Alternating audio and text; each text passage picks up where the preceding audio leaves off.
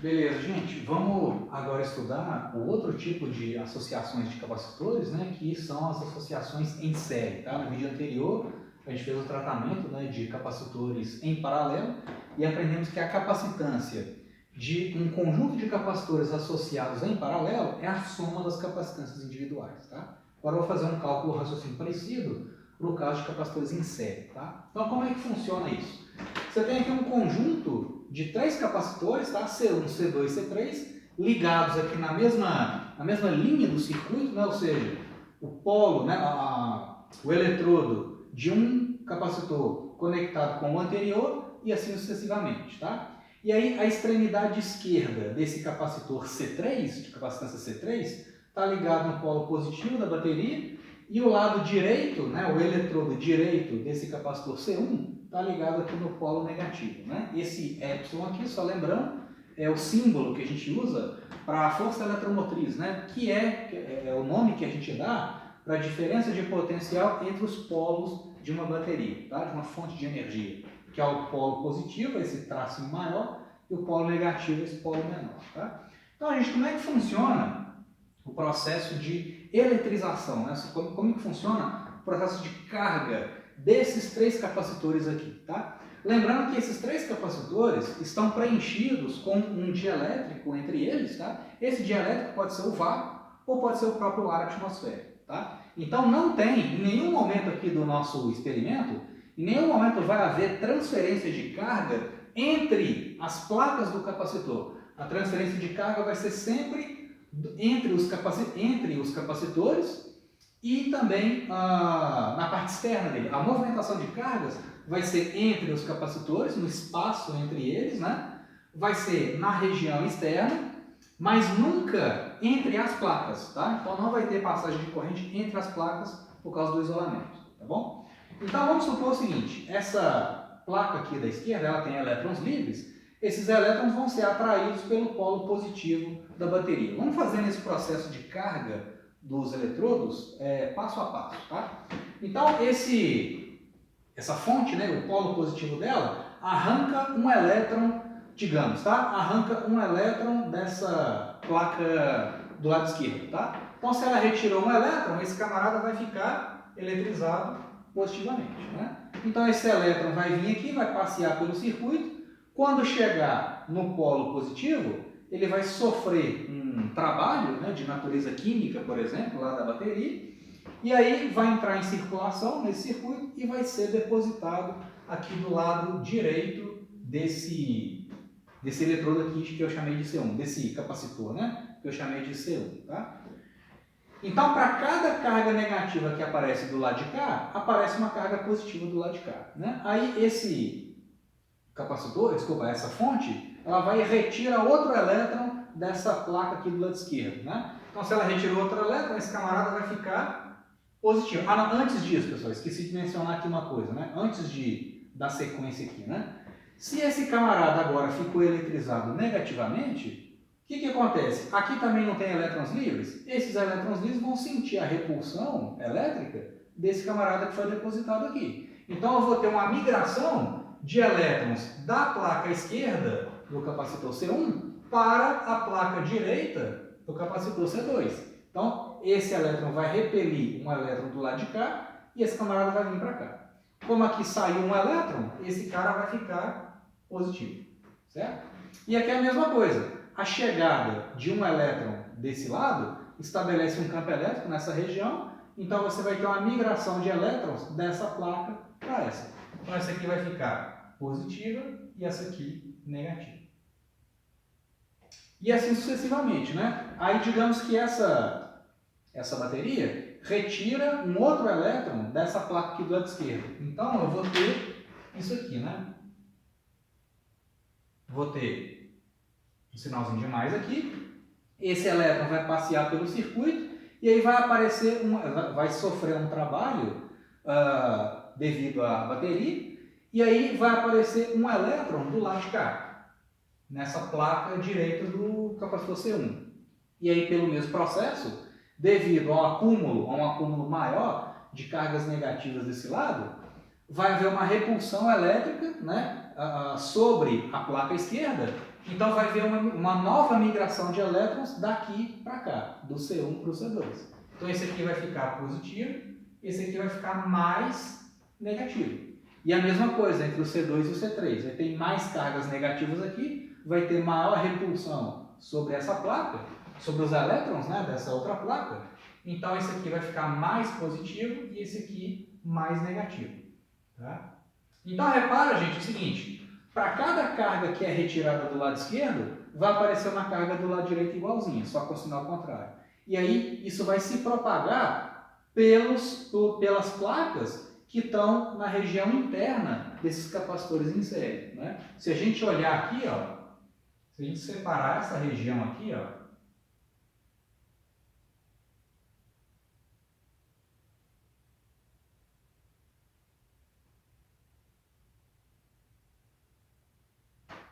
dentro dessa região que eu demarquei aqui, pessoal, não tem transferência de carga dentro das placas, mas tem transferência entre as placas. Tá? Então, essas placas que estão dentro da região pontilhada, como elas estavam eletricamente neutras, elas vão ter que continuar eletricamente neutras, pelo princípio de conservação de cargas. Então, você vê, aqui apareceu duas positivas, mas aqui tem duas negativas, então a carga total aqui é zero, e mesma coisa aqui, ó. Aqui duas positivas, aqui duas negativas, carga total zero.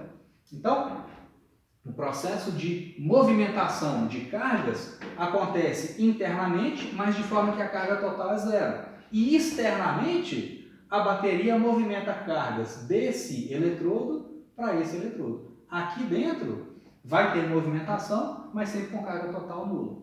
Então, se essa bateria agora retira um terceiro elétron dessa placa do lado esquerdo, essa vai ter uma movimentação de elétrons aqui dentro do fio e vai aparecer um novo elétron do lado de cá. Né? E, consequentemente, então esses elétrons que aparecem do lado de cá foram removidos da placa esquerda. Mas lá dentro, as cargas surgem devido à indução eletrostática. Né? Então, aqui vai ficar mais positivo, negativo, positivo, negativo. E assim sucessivamente. Então, qual que é a consequência disso, pessoal? O fato de você não ter transferência de cargas dentro das placas, apenas entre as placas, faz com que a carga total em cada capacitor seja a mesma. Aqui eu tenho, em cada uma dessas duas placas, uma carga Q, né? Que eu tenho carga mais Q e menos Q. No capacitor C2, eu tenho aqui também carga mais Q e menos Q. E a mesma coisa para o capacitor C1, carga mais Q e carga menos Q. Então, para cada capacitor, a carga total Q do C3 é igual ao do C2, que é igual ao do C1. Ou seja, cada capacitor em série, na ligação em série, vai acumular a mesma quantidade de cargas em suas placas. Tá? Cada um deles. Beleza? Então, o que eu quero fazer aqui é o seguinte, eu quero substituir esses três capacitores por um único capacitor de capacitância equivalente com a mesma carga que cada um deles tem. Né? Porque se eu juntar esses três capacitores aqui, ó, essas cargas aqui vão se cancelar, essas aqui vão se cancelar. O que vai sobrar? A carga mais Q daqui e a carga menos Q do lado de cá. Ou seja, eu quero um capacitor que tenha mais Q e menos Q. E com capacitância equivalente, que é o que eu quero achar. Né? Eu sei que a carga Qzão, né, que está acumulada em cada um deles, e que é a carga que está acumulada no meu capacitor equivalente, Q é igual a capacitância equivalente, que é o que eu quero achar, vezes a DDP. Qual que é a DDP? Nesse caso aqui, é a própria fonte, a própria DDP da fonte, que é a própria força eletromotriz, né, que eu estou representando aqui por Epsilon. Tá legal? Então, olha só, gente, para a gente achar a capacitância equivalente, vamos trabalhar um pouquinho aqui o sistema, tá? Vamos calcular a diferença de potencial entre o ponto B e o ponto A. Ó, VD menos VA é menos integral de E escalar dl do ponto A até o ponto B, né? Então eu tenho o campo elétrico no interior de cada um desses capacitores, a integral do campo elétrico em cada região, somado, né? Essa integral total vai me dar DDP total. Essa integral de A até B, eu posso quebrar em 3, né? Porque eu vou ter o campo elétrico que está no interior do capacitor C1, integral de E escalar dL, E1 escalar dL, né? Menos integral de campo elétrico do segundo capacitor, ou campo elétrico entre as placas do segundo capacitor, escalar dL, e aqui é a mesma coisa, E3 escalar dL, que corresponde ao capacitor C3. Ou seja, o que eu estou querendo dizer? Que a DDP total é a soma das DDPs individuais. Né? Então, quando você pega um trecho do circuito, isso é geral, né? A DDP entre dois pontos é a soma das DDPs individuais, porque isso vem dessa quebra de uma integral de A até B em intervalos individuais, para cada elemento de circuito. Né? Então, VB menos VA é V1 mais V2 mais V3. V1 é DDP aplicado no capacitor 1, mais no capacitor 2, mais no capacitor 3. Tá? E aí vamos ver quanto que vale cada um dessas DDPs, usando a definição de capacitância. Eu sei o seguinte, né? Que a carga que está acumulada no capacitor 1, que eu estou chamando de Q, é igual a C1 vezes V1. A carga no capacitor 2, que é a mesma do capacitor 1, que eles estão em série, né? É igual a C2 vezes V2. É a DDP entre as placas do capacitor C2. Né? A carga que está acumulada no capacitor C3, que é a mesma dos outros dois anteriores, é igual a C3 vezes V3. Então, vamos juntar isso e aquilo ali. Ó. Gente, o que é VD menos VA? VD menos VA, a diferença de potencial entre esses dois pontos, é a própria força eletromotriz. Né? Que esse cara está ligado no polo positivo, esse cara está ligado no polo negativo, então a DDP entre os pontos B e A é o próprio Epsilon. Né? Então, olha só, VB menos VA é carga do meu capacitor equivalente sobre a capacitância equivalente, eu quero achar. Então, VB menos VA é carga, né? Vamos separar isso aqui.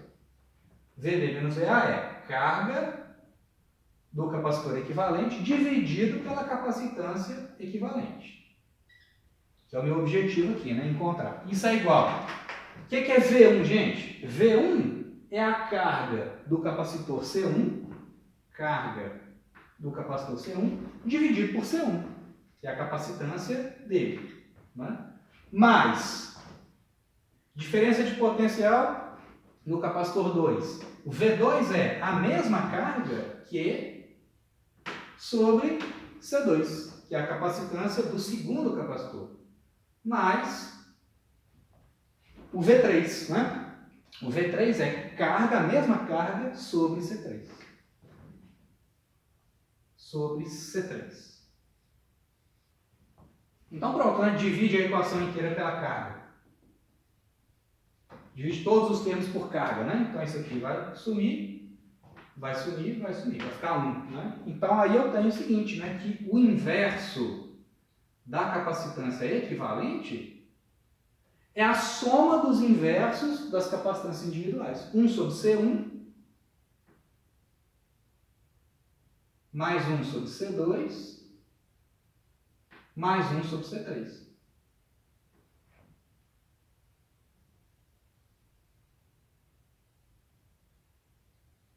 Então, para capacitores em série, para eu achar, no caso de capacitores em série, para eu achar a capacitância equivalente, eu somo os inversos das capacitâncias individuais. O resultado disso é 1 sobre o C equivalente. Para eu achar o C equivalente, é só inverter o resultado final desse somatório. Beleza? Então, capacitores em paralelo, eu somo. Para capacitores em série, eu somo os inversos. Tá?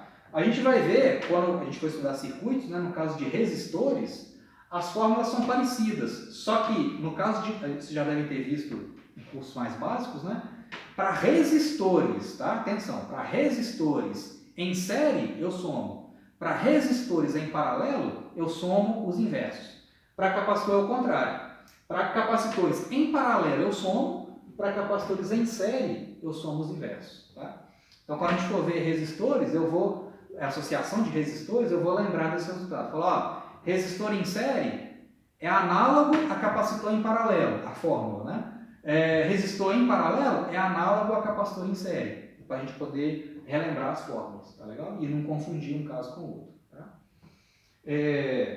Então vamos fazer uma aplicação aqui, ó. Um exemplo, né? Eu tenho uma associação de 4 capacitores, 2 em série e 2 em paralelo. E eu quero achar a capacitância equivalente dessa associação. Muito simples, né? Aí todos eles têm a mesma capacitância C grande, tá? Então eu posso fazer por etapas, né? Um dos jeitos de fazer é o seguinte: eu vou calcular o equivalente, a capacitância equivalente desses dois, vou pegar a capacitância equivalente desses dois separado e depois juntar tudo, né? Eu posso fazer o cálculo da capacitância equivalente por etapas, né? Não precisa fazer de todos de uma vez, faço por etapas, né? Então vamos pegar esses dois aqui, ó. Para eu achar a capacitância equivalente desses dois, bom, esses dois estão em série, então eu vou utilizar essa fórmula aqui, ó. Então, para esses dois caras aqui, eu vou ter o seguinte, ó. Eu tenho aqui 1 sobre C equivalente, eu tenho que somar os inversos das capacitâncias individuais, né? Então vai ser 1 sobre C grande, 1 sobre C grande, mais 1 sobre C grande. Então isso vai dar 2 sobre C grande, né? 2 sobre C, que é a capacitância individual, né? Então o que é a capacitância equivalente desses dois aqui, ó? É simplesmente C sobre 2, né? Só inverter. Então a capacitância equivalente desses dois caras aqui, ó, então esses dois caras funcionam como se fosse um só de capacitância C sobre 2. Só usar essa fórmula aqui. Vamos pegar agora esse outro trecho, né? Essa outra parte aqui do circuito. São capacitores em paralelo. A gente viu no vídeo anterior, para capacitores em paralelo, como é que eu calculo o equivalente? É só somar. Então, para aqueles dois ali, ó, C equivalente é igual a 2C. Tá legal? Então, agora eu tenho o seguinte, né? Vou substituir esse sistema de 4 capacitores por apenas 2. E aí fazer a capacitância equivalente global, né? Então agora eu tenho assim, eu tenho um camarada de capacitância C sobre 2, junto em série com outro capacitor que vale 2C.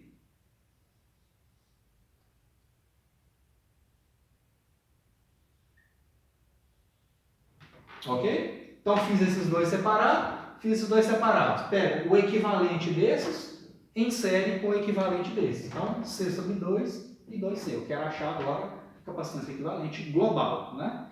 Então, como esses dois caras estão em série, eu vou usar esse aqui, ó. 1 sobre C equivalente.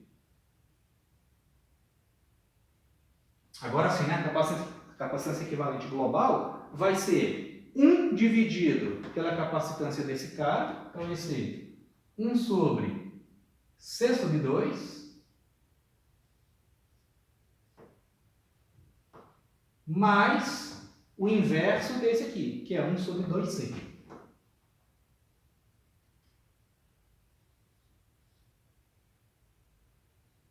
Então, o que vai dar isso aqui, gente? O inverso da capacitância equivalente é 2 sobre C, 2 sobre C,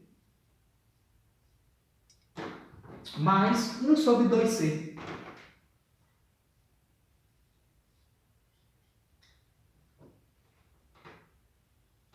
Agora é só somar as duas frações aqui, né? Então aqui o mínimo múltiplo comum aqui é 2C. Então vai ficar 2C dividido por C vai dar 2 vezes 2, 4.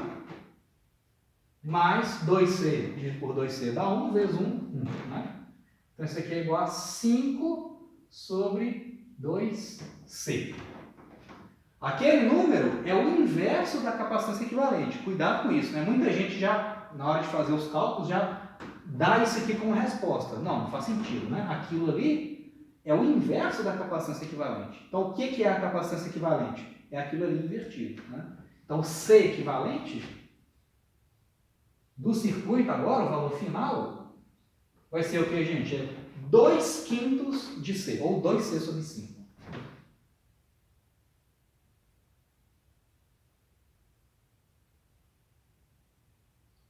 você vê que nesse arranjo, né, a capacitância global é menor do que a capacitância de cada um deles individualmente, né? Então aquela associação ela serviu para diminuir a capacitância total do sistema.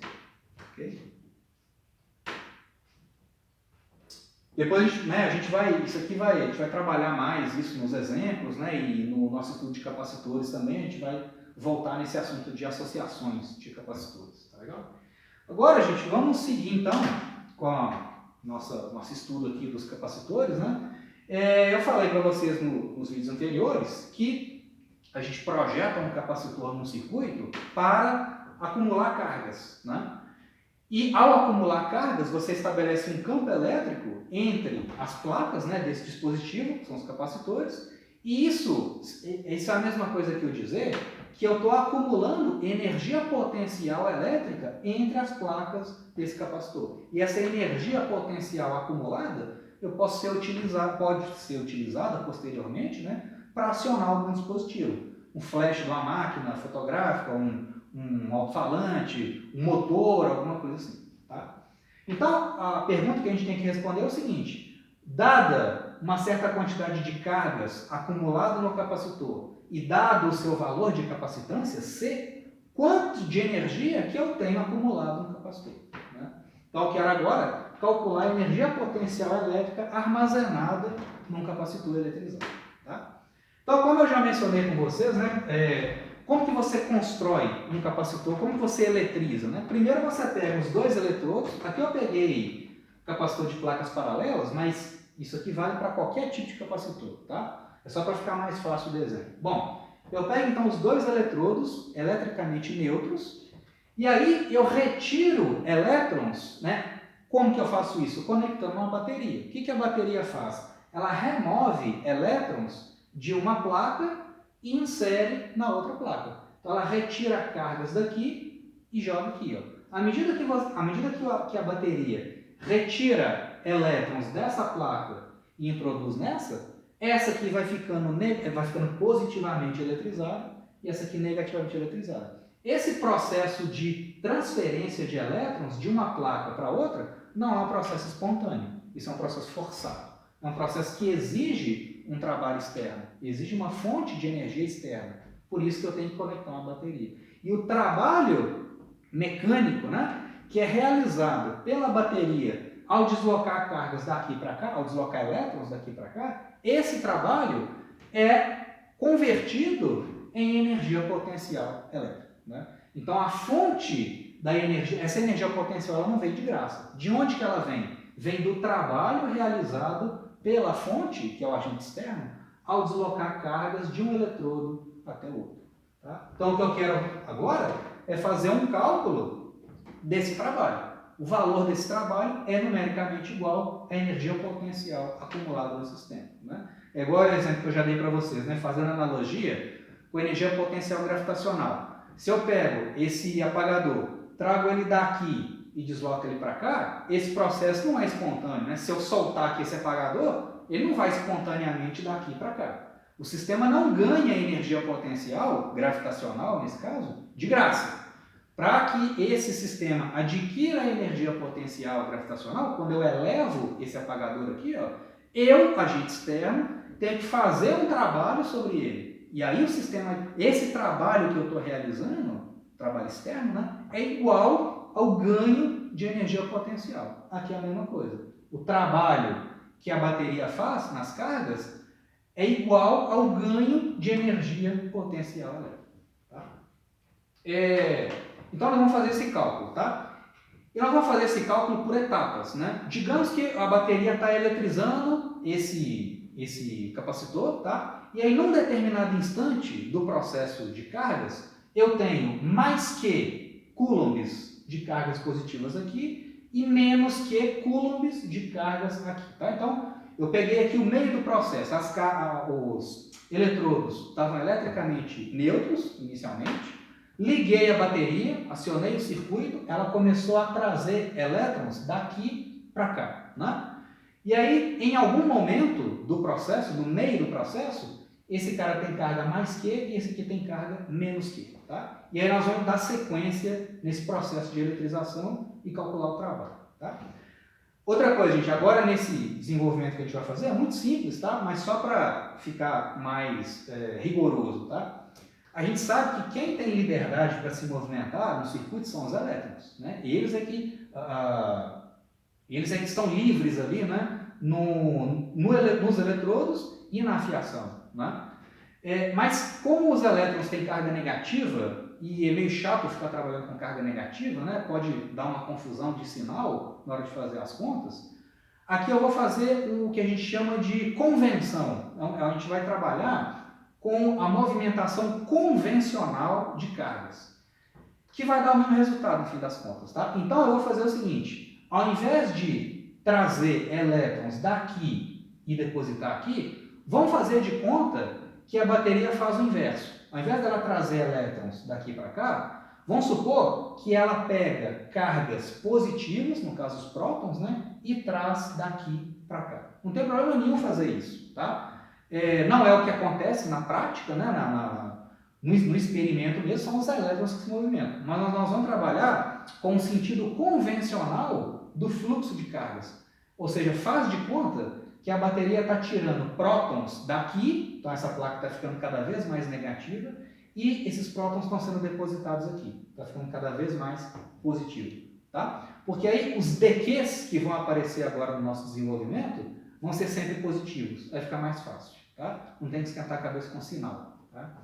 Então aqui eu só fiz essa analogia aqui, né? O que a bateria faz é trazer cargas positivas daqui para cá. Então é como se tivesse uma pessoa com uma caixinha, né, trazendo prótons da carga negativa, da placa negativa para a placa positiva. Então, como isso não é um processo natural, que a tendência dos prótons é ficar aqui. Eles não querem vir para cá. Mas o que a bateria faz, e estou fazendo analogia aqui com essa pessoa, né, ela está forçando a barra, está trazendo prótons daqui para cá. Então, imagina que é uma pessoa subir na escadinha, levando cargas positivas daqui para cá. Ela está fazendo um trabalho, né? E quanto que vale esse trabalho? É o que a gente vai fazer aqui agora. Tá?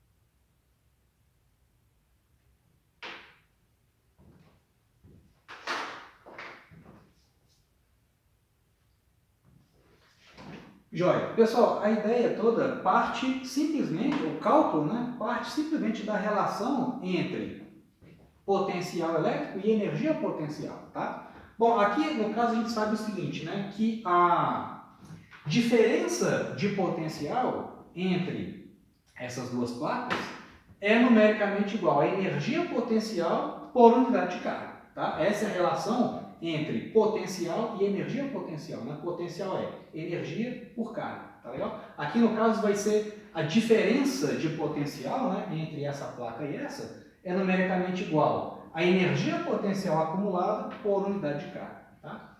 Então olha só, gente, quando eu trago uma carga positiva daqui para cá, bom, eu estou variando a energia potencial do meu sistema. Quando eu trago uma carga daqui para cá, eu estou aumentando a energia potencial do meu sistema, porque eu estou fazendo trabalho. Né? E esse trabalho é igual a dU. Tá? Então, o que é o meu dU, gente? dU vai ser a diferença de potencial que está estabelecido no meu sistema vezes a quantidade de carga que eu movimentei. Aqui, ó, potencial é energia por unidade de carga. Então, o meu ganho, o meu acréscimo de energia potencial vai ser igual a DDP, que já existe, que já está estabelecida, vezes a quantidade de carga que eu estou trazendo de um ponto até outro. Né? Aqui potencial é energia por unidade de carga, mas aqui no caso, essa carga que eu estou trazendo daqui para cá é uma carga infinitesimal. Então, a energia potencial, o acréscimo, né, o incremento de energia potencial do meu sistema é igual à diferença de potencial, que já está estabelecida ali, vezes o tanto de carga que eu estou movimentando. Tá legal? E isso é numericamente igual ao trabalho que a bateria está fazendo, né, o trabalho do agente externo. Tá? O que rola aqui, gente? Qual que é a relação entre diferença de potencial entre as duas placas e a capacitância? Ué, eu sei que capacitância é igual a carga sobre a DDP, né? Ou seja, carga é igual a C vezes a diferença de potencial, né? Sendo que a capacitância é uma grandeza que só depende é uma constante, né? Uma grandeza que só depende da geometria do sistema, não depende nem da carga e nem da DDP, né? Então daqui eu tiro o seguinte, ó, isso implica que a diferença de potencial, VC, é igual a carga, aqui eu vou colocar Q minúsculo, só para compatibilizar ali a notação. Então capacitância é carga por DDP, tá? Então o que é diferença de potencial? É carga acumulada sobre capacitância. Então vamos pegar essa expressão e inserir aqui, ó. Então isso implica o seguinte, que o meu acréscimo de energia potencial vai ser igual a Q sobre capacitância vezes dQ. Então, quando eu movimento, o meu capacitor já tem acumulado nas suas placas uma carga mais Q e menos Q. Tá?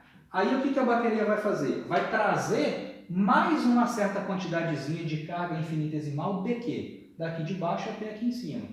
Então, quando que é o incremento de energia potencial nesse processo? É Q sobre C dQ.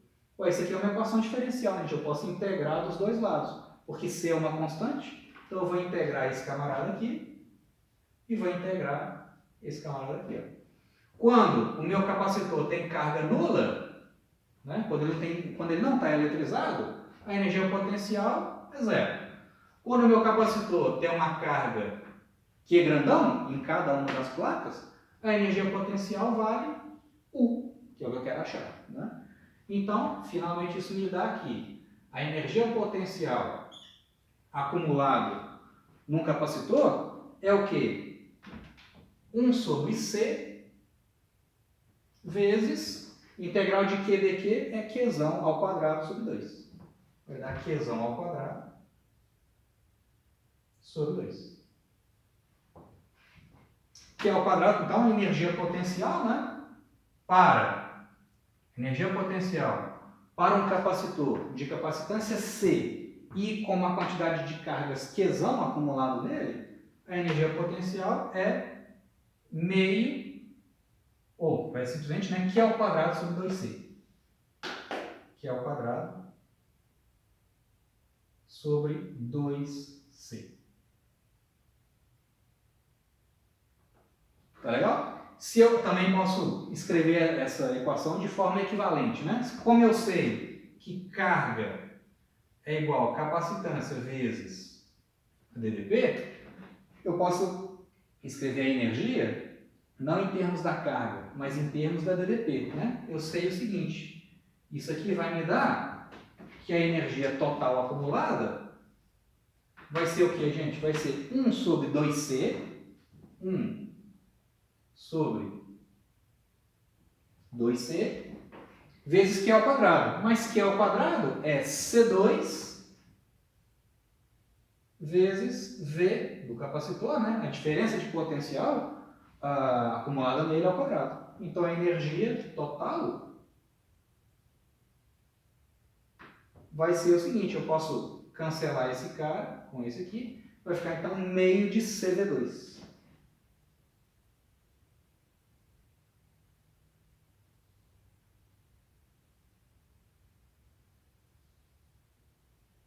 Então vai ter exercício, né, onde eu conheço a capacitância e conheço a carga, fica fácil achar a energia total. Vai ter outros experimentos onde outras situações, onde é mais fácil eu determinar a DDP entre as placas, né, e aí eu aplico essa expressão, U é igual a meio de CV2. Tá? Então são formulações equivalentes, ok? Partindo dessa e juntando com a definição de capacitância, você chega nessa aqui. Tá? Então tá, gente. Nos próximos vídeos eu vou explorar um pouco mais vou interpretar um pouco melhor, né, essas relações e definir conceitos de densidade de energia, e aí a gente dá sequência no nosso estudo.